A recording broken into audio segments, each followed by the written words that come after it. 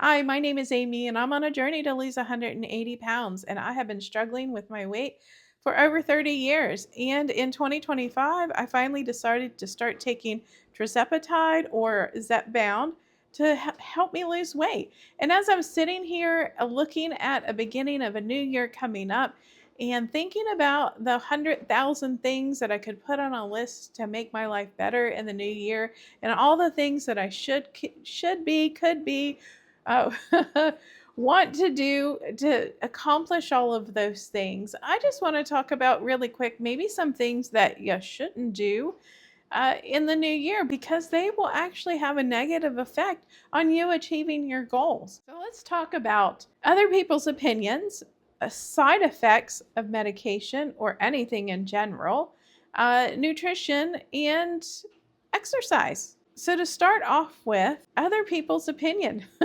Honestly, only your opinion and your doctor's opinion really matter when it comes to your health. It does your spouse, your partner, your children, your boss, the random YouTube commenter have no bearing on whether you choose to use a weight loss medication to assist you in losing weight, especially if you're like me and you struggle from the disease of obesity. And no matter how much you exercise and no matter how much you eat less, no matter how many times you do it over and over and over again, you still don't lose weight. And maybe, just maybe, you really need to investigate using a weight loss medication to assist you in losing weight. It's not magic, it doesn't do it for you. There's other things you need to take into consideration, but other people's opinions is not one of them. And I am not a healthcare provider, so just make sure that you talk to your doctor and only make changes to your healthcare plan based on actual valid medical advice.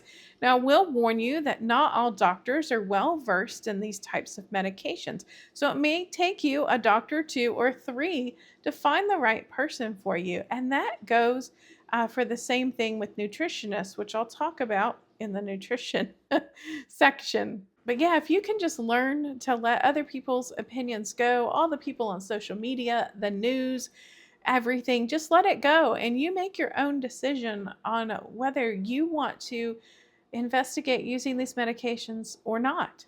And then the other thing is side effects. It's kind of like so many people have opinions, not actual medical facts about side effects. And you know what?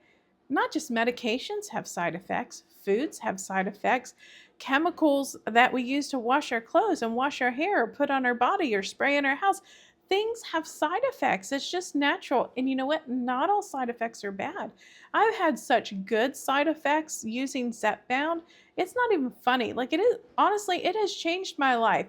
I have better control of my ADHD. My anxiety is almost next to nothing. It's really increased my focus. The inflammation of my body has really gone down. It's unbelievable the positives, including the glucose control. I no longer have really big swings in my glucose level.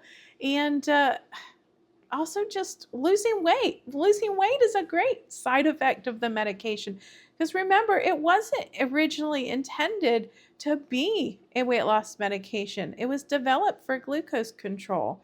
So you just stop letting other people scare you. If you're going to have a side effect reaction that is scary medically or could be a danger to you, it's going to be extremely rare. But just make sure that if you have something out of the normal, out of the ordinary happening while you're on the medication, just talk to your doctor.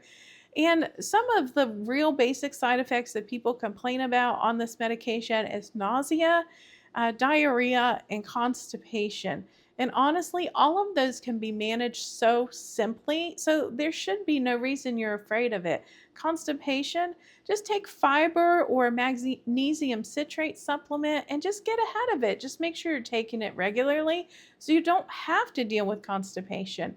And really, nausea and diarrhea are usually warning signs that your glucose level is out of balance. And most of the time, it's because you need to eat. Or maybe you're eating the wrong things, especially with diarrhea. You could be eating things that are too fatty, fried foods, or just too many calories at once. So once you're on the medication long enough, you can start regulating those things. So for me, on rare occasions will I get nausea, and 99% of the time it's because I've gone 12 to 14 hours without eating and I just really need to put food in my body. So at the end of the day, it's just a warning sign telling me, hey, Amy, you need to pay attention. So don't let other people's opinion of the side effects scare you into not taking the medication, but just talk to your doctor about it. And then the next thing I want to talk about is nutrition. So many people start the new year and say, oh, I'm going to go on this diet or that diet or whatever. But then they make this huge sweeping change that's just not sustainable. And especially if you have the disease of obesity, when you're really drastically cutting your calories, you're going to be miserable.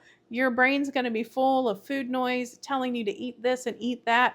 You're going to feel like you're starving, and it's just not sustainable. One of the things that I've really done for myself is I did get a calorie counting app and I did start using it, and I didn't drastically reduce my calories in the beginning. I've slowly worked my way down and started substituting foods in my life that maybe had too high of calories. But also with the medication, I just don't crave what I used to. So I rarely ever reach for the sweet treats.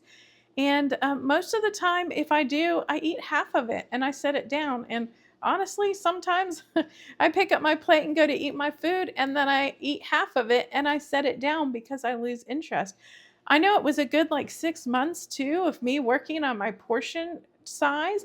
I didn't realize how big my portions were before taking the medication because my brain was telling me that I needed the food and all of the food, and I just needed to pile everything on my plate. Once I started taking the medication, I noticed that over time, I started not putting nearly as much on my plate. It really started with me not being able to finish my plate, and then I just started naturally putting less on the plate over time. So, nutrition is definitely really important, but also for the dietitians and nutritionists, like not all of them are up to date on their training. So some of them are giving you advice that's really based off of old school. What I use is either the TDEE calculator or the BMR calculator to determine what my maximum calorie intake is for the amount of weight I want to lose per week. And I aim for 1.5 pounds per week. So if you use that and then subtract out the calories related to the amount of pounds you want to lose in the week, then you can get yourself a good estimate of the calorie range that you're trying to hit. But again, no need to be drastic about it. Take your time settling into a routine and an eating plan that works for you. And if you want ice cream, have ice cream. If you want to take a break from your diet for a holiday or a vacation, just do it.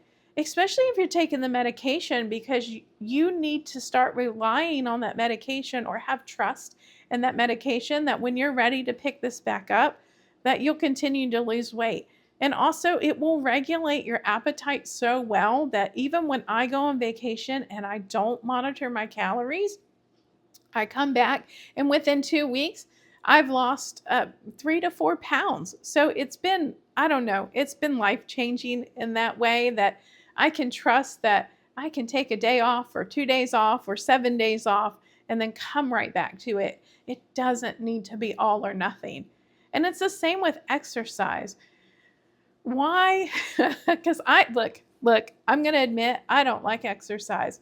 I was forced to exercise as a child because of my father's mental illness and believing that I was overweight. I'll pop up a picture up here of what I looked like as a child. I was not overweight, but he had it in his mind I was. So he made me exercise and diet. And so I am very reluctant to get out there and move, but I have made a lot of small changes over the past year that I'm going to continue into 2026. I have a goal of trying to hit 7,500 steps per day. And right now I'm hitting about 4,000. So I'm getting there slowly. There's no need to go in the gym and work out for 2, 3 hours a day, because then at the end of the day, you have to come right back home and eat those calories. When you calculate how much calories you're going to be burning if you're just doing this insane fitness routine, what is the point?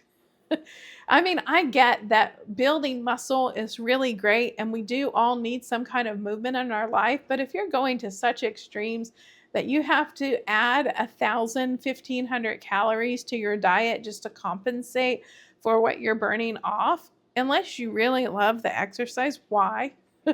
Why are you torturing yourself? Why are you buying into this ideal that is fed to us from the TikTok reels, the Instagram feeds, the Facebook commercials here, there, and everywhere?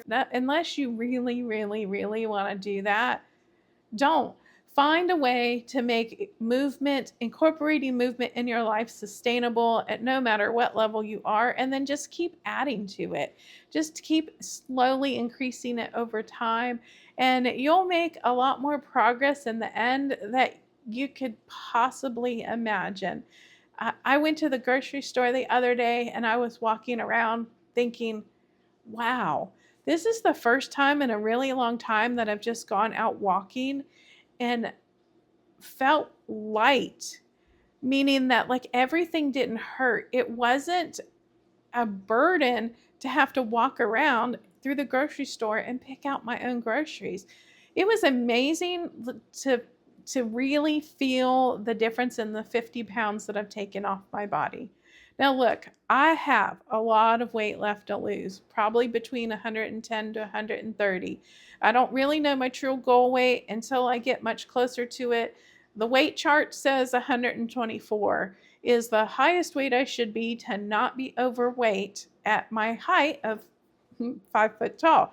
So I'm aiming for that when I do all of my weigh-ins and I say I have X amount left to lose. Currently, I have 130 pounds left to lose.